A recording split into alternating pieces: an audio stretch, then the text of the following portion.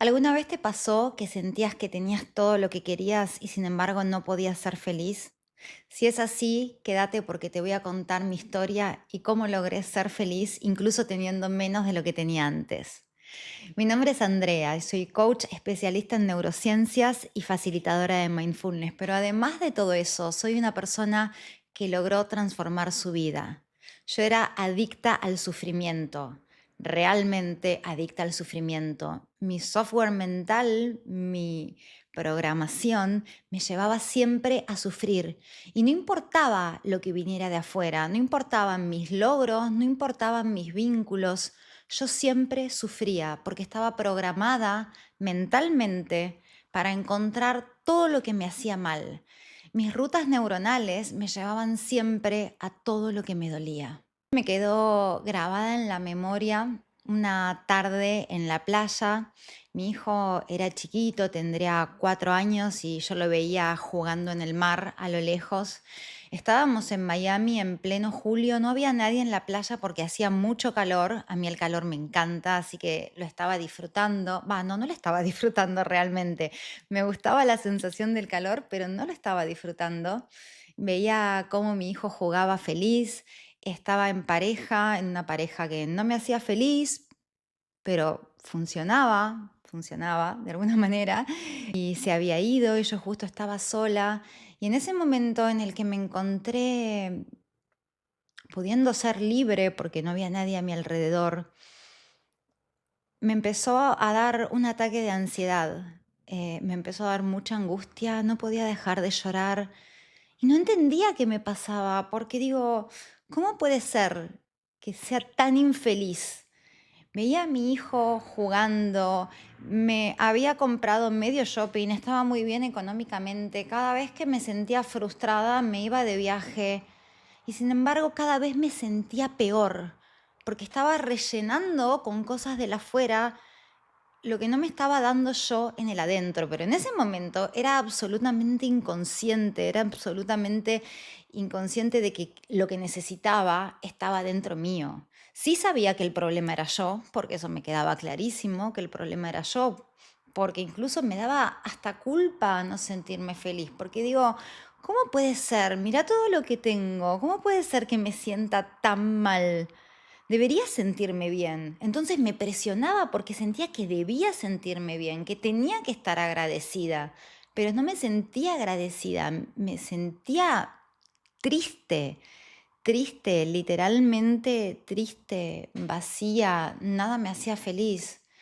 Pero era tan grande mi nivel de inconsciencia y de desconexión conmigo misma que ni siquiera era capaz de validar lo que sentía, porque me parecía que no me podía quejar. Es el típico dicho, bueno, vos no te podés quejar, pero a mí algo adentro me dolía, pero no me podía quejar, porque tenía que estar agradecida, porque tengo un hijo sano, porque tenía una pareja que aparentemente funcionaba bien para la gente, porque estaba bien económicamente y parecía que iba logrando mis objetivos.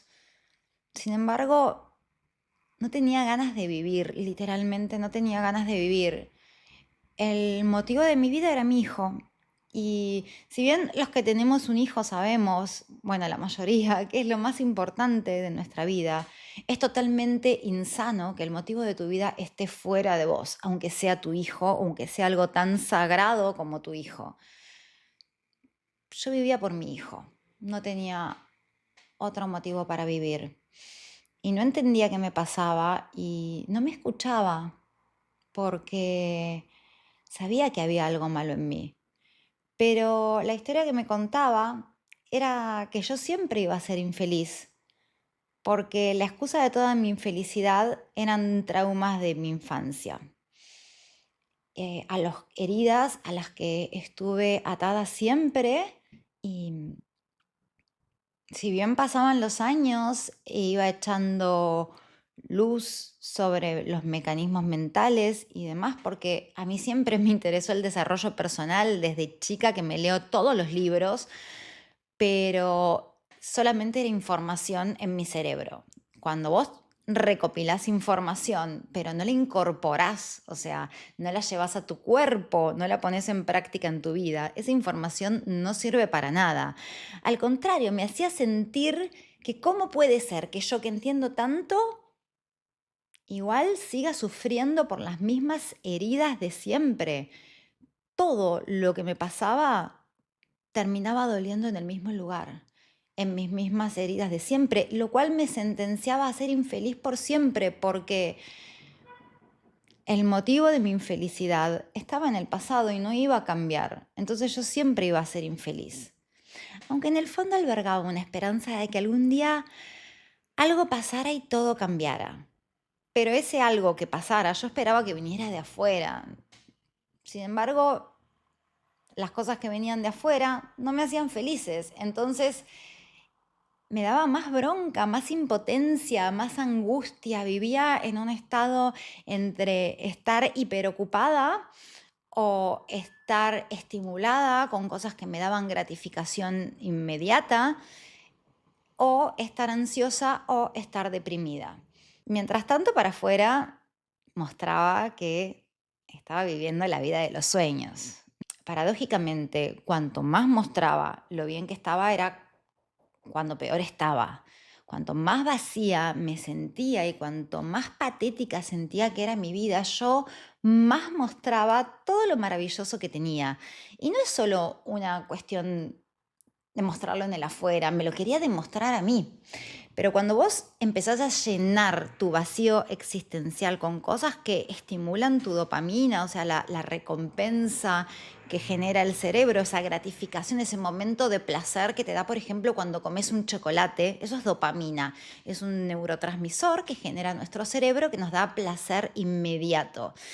Entonces, yo llenaba mi vida de esos placeres inmediatos. Y cuando se bajaba esa recompensa inmediata, ese shock de dopamina, el vacío se hacía más grande y necesitaba más y más. Pero llegó un momento que nada me daba calma, nada me llenaba. Ya no había compras, logros, ni dinero en la cuenta bancaria que me pudiera hacer feliz más de 10 segundos seguidos. Y la infelicidad se hacía cada vez más grande, el vacío se hacía cada vez más grande. Sin embargo, seguí viviendo así, porque vivía por mi hijo y porque no me podía quejar, porque tenía un montón de cosas. Llegó un momento en el cual dejé de tener todas esas cosas que tapaban mi vacío existencial. Me separé de mi pareja porque me animé a hacerlo después de muchos momentos de infelicidad. Fue muy difícil porque yo siempre hice todo al revés de lo que se esperaba de mí. Siempre fui medio la oveja negra y de pronto, cuando por fin parece que me había unido al rebaño de la gente que hace las cosas como se deben hacer y había conseguido un chico bueno y tenía un trabajo como la gente, no estaba siendo auténtica. Yo fui madre joven, sola, una vergüenza para todo el mundo, madre soltera, desastre. No tenía un trabajo estable, siempre había trabajado de mi imagen, yo estudié para ser actriz y realmente era muy buena, pero nunca logré nada, nunca entendí por qué, hasta que empecé a tomar conciencia y me di cuenta de que no tenía amor propio y que por eso no podía lograr las cosas que quería. Entonces hacía publicidad, trabajaba de modelo, trabajaba en eventos. Todo era inestabilidad a mi alrededor, hasta que en un momento de la vida me puse en pareja, abrí un emprendimiento propio en el que me fue súper bien y recibí tanta aprobación de la afuera que dije, bueno, se ve que es esto lo que hay que hacer. Y en ese momento me dejé de escuchar por completo. En ese momento empecé a negar todas mis emociones y a hacer lo que se esperaba. Finalmente hice lo que se esperaba de mí. Y fui infeliz, muy infeliz. Pero estaba muy ocupada. La pasaba muy mal los fines de semana, los momentos en los que no tenía que trabajar o cuando mi hijo se iba a pasar un fin de semana a otro lado con un amigo o con un familiar. El vacío se me hacía tan insoportable. De hecho, en un momento, como el cuerpo es muy sabio y cuando no estás escuchando a tu mente se empieza a manifestar de cualquier manera, hubo una época de la vida en el que empecé a tener ataques de alergia todos los fines de semana. Podía ser respiratorios, podía ser dermatitis, lo que fuera, pero yo viernes, tarde, noche me brotaba. Lunes a la mañana que tenía que trabajar me despertaba radiante. No había alergia. Pero yo igual seguí sin escucharme. Resulta que me separé, cerré mi negocio porque quería cambiar de aires y hacer otra cosa, abrí otro emprendimiento y igual seguía siendo infeliz. Con mi nuevo emprendimiento me fue muy mal. Perdí muchísima plata y ahí sí fue mi punto de inflexión. Ahí se me acabaron los parches con los que tapaba todo mi sufrimiento. Ya no podía irme a Miami si me sentía deprimida. No tenía plata, ya no podía irme de shopping. Ya se me empezó a caer todo eso que sostenía mi infelicidad. Mi hijo mientras iba creciendo y cada vez dependía menos de mí, por lo cual eso de vivir por un otro ya dejó de resultar. Mi nuevo emprendimiento no me demandaba tanto tiempo, sobre todo porque fue un fracaso. Y en ese momento realmente sentí que toqué fondo. No toqué fondo cuando estaba infeliz viviendo una vida que me gustaba. Toqué fondo cuando no pude más tapar mi infelicidad. Y ahí no me quedó otra que encontrar algo que me despertara, porque realmente yo no tenía más ganas de vivir. Mi único motivo para vivir era mi hijo.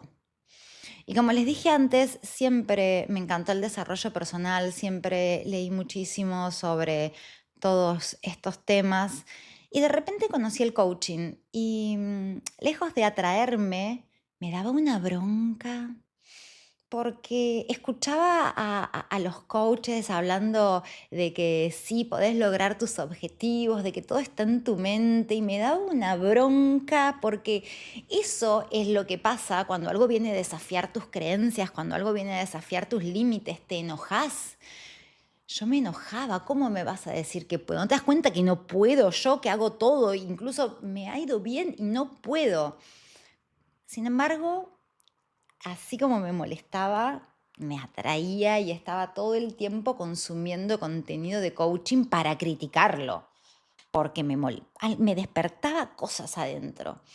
Lo peor fue cuando escuché la distinción víctima-protagonista.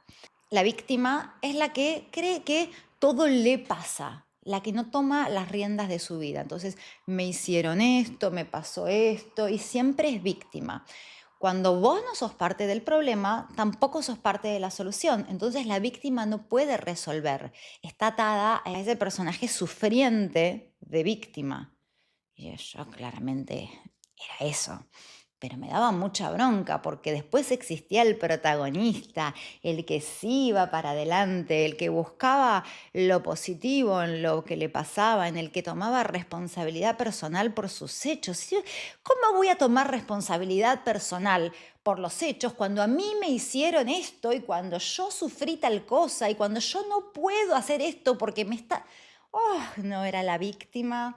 Yo, aparte, paréntesis, me crié viendo novelas mexicanas y todo ese tipo de cosas en las que se sufre el sufrimiento, hasta lo tenía romantizado, hasta está bien sufrir. Hay una cuestión medio de esta educación judeocristiana, ¿viste? En la que sufrir es digno. Hay que después de tanto sufrimiento, vos te ganás la llave del cielo, o en la novela te ganás que el protagonista, el riquillo de que siempre estuvo tratando mal a la chica, de pronto, ay, se enamora y son felices. Bueno, yo era recontravíctima.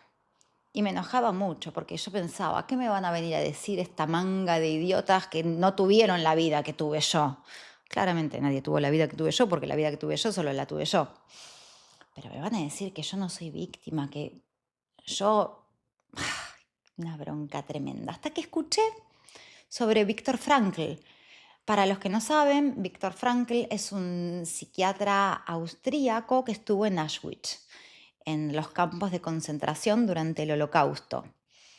Le habían quitado su título, habían matado a su familia, hasta los rapaban, les quitaban el nombre y los vestían igual para despersonalizarlos completamente. Y él, en ese calvario que estaba viviendo, descubrió algo súper importante, que es que nos pueden sacar todo, menos nuestra libertad de decidir con qué actitud afrontamos la vida. Y ahí me hizo un clic el cerebro porque digo, si él pudo tener una actitud positiva en Auschwitz, yo voy a seguir sufriendo por mis heridas de infancia replicadas durante la adolescencia, replicadas durante toda la vida, pero lo que a mí me dolía y me ataba a ese rol de víctima siempre fue una herida de infancia. Y ahí cambió todo en mi cabeza. Me hizo ese clic definitivo y dije, bueno, vamos por el coaching. Empecé sesiones de coaching, después empecé a estudiar porque me pareció maravilloso. Me sentía como, ¿viste cuando ves una peli buenísima y vas y le contás a todos tus amigos, tenés que ver esta peli? Yo sentí que necesitaba que eso que me estaba pasando a mí, que ese poder que estaba descubriendo, tenía que hacérselo ver a todo el mundo. Entonces dije, yo quiero hacer esto hasta el último día de mi vida. Y por primera vez encontré un propósito que no tuviera contradicciones. Porque si bien, como les conté antes, yo estudié para ser actriz y me encantaba, había muchas contradicciones internas. No digo que ese sueño no hubiera sido, yo lo soñaba y lo amaba con cada fibra de mi ser, pero no había entendido que tenía que ser la persona capaz de lograr eso que quería. Y a través del coaching, primero hice mi proceso personal, que nunca termina, siempre estamos en expansión constante, porque una vez que te das cuenta de que podés empezar a derribar tus límites y expandirte, te das cuenta que hay más y más y más y más y que nunca se termina, que siempre podés evolucionar más. Entonces, bueno, el proceso es continuo, pero cuando empecé mi transformación y tomé poder personal sobre mi vida, me di cuenta que podía hacer eso con otras personas, que yo tenía el poder de crear la vida feliz que siempre había querido y nunca había podido lograr, más allá de que el afuera coincidiera con mis deseos. Me faltaba lo más importante del mundo porque me faltaba yo. No me había escuchado o me escuchaba y no me validaba, no me parecía que tuviera razón en ser infeliz, pero era infeliz, pero bueno, esto es porque... Y me remitía al pasado y me quedaba ahí atada como a ese ser sufriente. Y después descubrí mindfulness y empecé a dar saltos cuánticos en la reprogramación mental a través de meditaciones, visualizaciones, ejercicios de conciencia. Entonces, muy nerd como soy, me puse a estudiar mindfulness y me certifiqué también de mindfulness.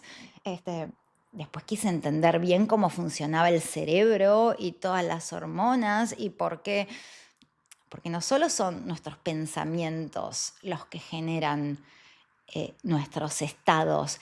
También esos pensamientos y emociones y acciones generan reacciones químicas en nuestro cerebro. Entonces quise entender todo y la verdad que entendí que la única manera de ser feliz es creando mi propia felicidad, es creando a la persona capaz de conseguir eso que quería, no consiguiendo eso que quería, no era de afuera para adentro, era de adentro para afuera, porque nada de afuera puede llenar tu vacío existencial, nada de afuera puede llenar tu falta de amor propio. Yo no me quería nada, o sea, Suena horrible, pero realmente no me quería nada. Y ni siquiera era consciente de que no me quería nada, aunque me hablaba horrible. Pero nunca había pensado en el amor propio, aunque lo había escuchado. Y vuelvo a lo mismo, ¿no? Yo consumía mucho contenido de desarrollo personal acá, y de acá no bajaba. No, eran tantos mis bloqueos que no me había puesto a pensar cómo desarrollar mi amor propio. Es tremendo las trampas que nos hace la mente y cómo nos oculta con sus velos todo lo que no queremos ver, porque nuestro cerebro es primitivo y nuestro cerebro nos quiere mantener cómodos en la famosa zona de confort, que no sé quién le puso el nombre, pero de confortable, esa zona no tiene nada porque la pasás muy mal, pero estás ahí, estás en un lugar conocido, es el malo conocido, una infelicidad apacible, tal vez, o te acostumbraste a ser infeliz. Cuando salís de ahí, cuando empezás a darle patadas a todos esos límites que te pusiste, que puso tu mente, no es fácil. No es fácil porque estás programado. Yo viví casi toda mi vida en la infelicidad, atada a la infelicidad.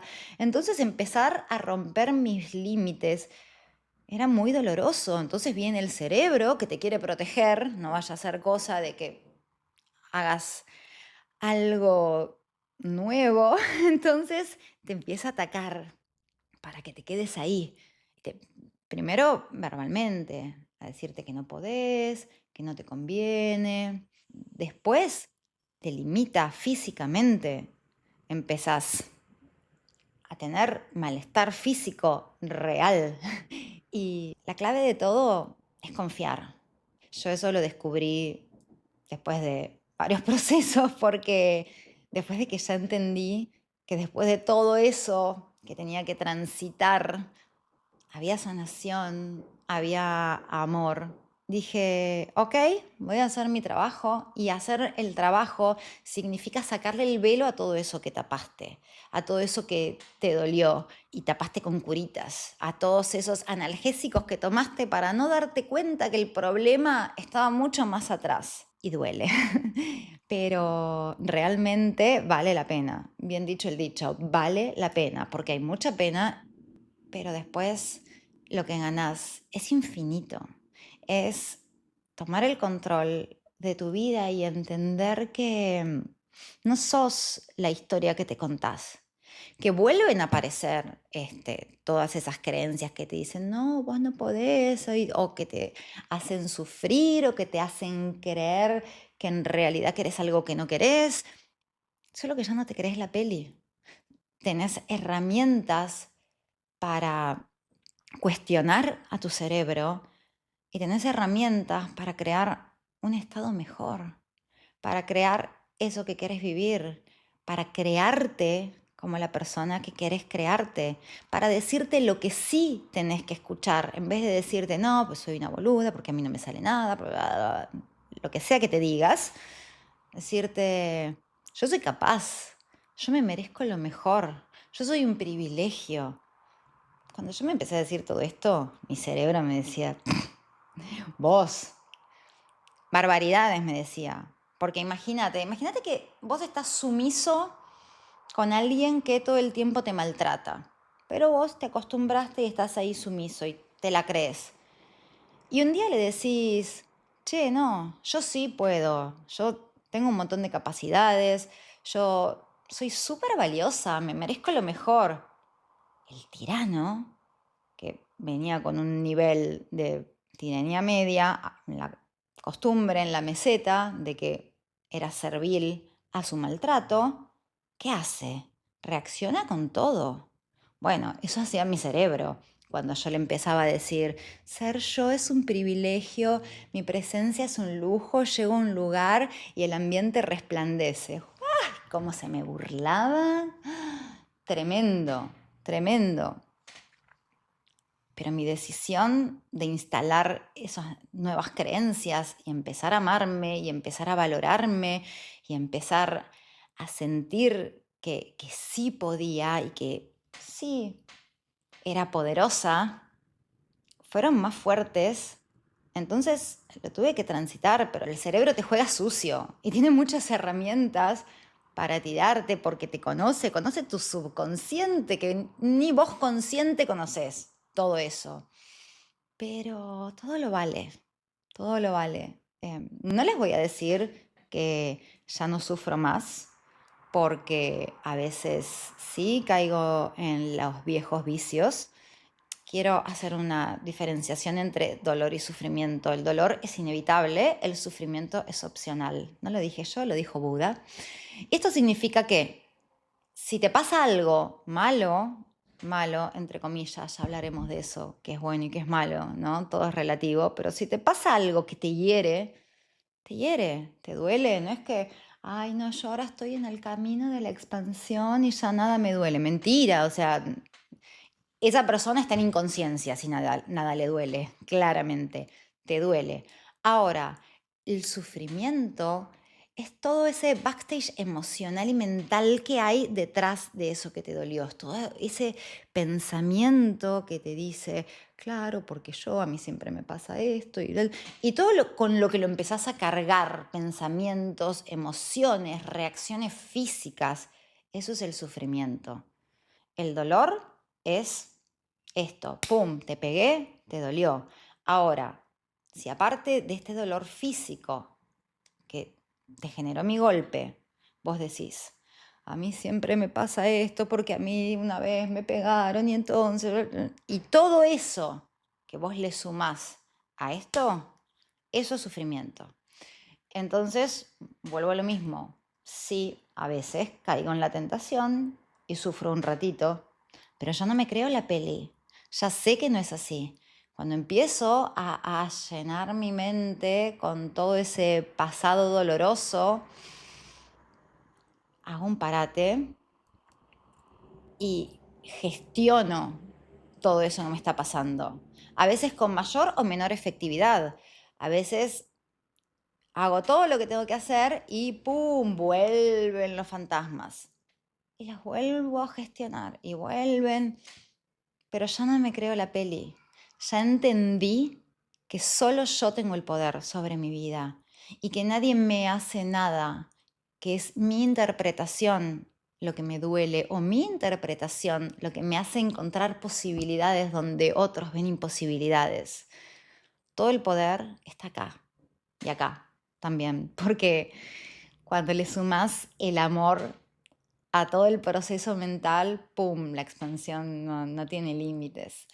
Así que si vos que estás escuchando esto sentís que tu vida a veces está vacía, que no podés encontrar la felicidad y haces de todo para ser feliz, no es por ahí, no es el hacer, es el ser, es convertirse en la persona capaz de llevar adelante una vida feliz. Es trabajar en vos y todo lo que necesitas está dentro tuyo. Y no te lo digo como coach y bla, bla, todas las certificaciones. Te lo digo como persona que se pasó, que desperdició la mayor parte de su vida siendo infeliz y sufriendo y creyendo que no podía. Así que si mis palabras y mi historia despertaron algo en vos, déjame un comentario y me encantaría saber qué te pasó, si te pasa lo mismo, si te espejaste con mi historia y si por lo menos a una persona pude llegarle al corazón y despertarle las ganas de trabajar en sí misma para crear una vida feliz, mi propósito está cumplido. Así que espero leerlos. ¡Mua! Beso enorme.